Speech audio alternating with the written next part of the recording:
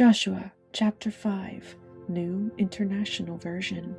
Now when all the Amorite kings west of the Jordan and all the Canaanite kings along the coast heard how the Lord had dried up the Jordan before the Israelites until they had crossed over, their hearts melted in fear, and they no longer had the courage to face the Israelites. At that time, the Lord said to Joshua, "Make flint knives and circumcise the Israelites again."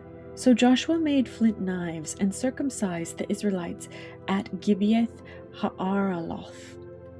Now this is why he did so. All those who came out of Egypt, all the men of military age, died in the wilderness on the way after leaving Egypt. All the people that came out had been circumcised, but all the people born in the wilderness during the journey from Egypt had not.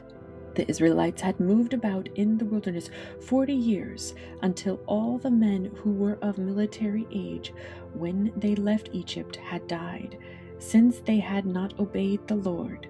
For the Lord had sworn to them that they would not see the land he had solemnly promised their ancestors to give us, a land flowing with milk and honey.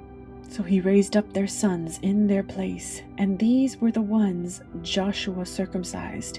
They were still uncircumcised because they had not been circumcised on the way. And after the whole nation had been circumcised, they remained where they were in camp until they were healed. Then the Lord said to Joshua, "Today I have rolled away the reproach of Egypt from you." So the place has been called Gilgal to this day. On the evening of the 14th day of the month, while camped at Gilgal on the plains of Jericho, the Israelites celebrated the Passover.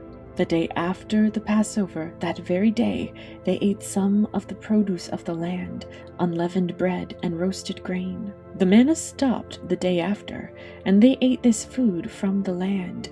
There was no longer any manna for the Israelites, but that year they ate the produce of Canaan. Now when Joshua was near Jericho, he looked up and saw a man standing in front of him with a sword drawn in his hand. Joshua went up to him and asked, "Are you for us or for our enemies?"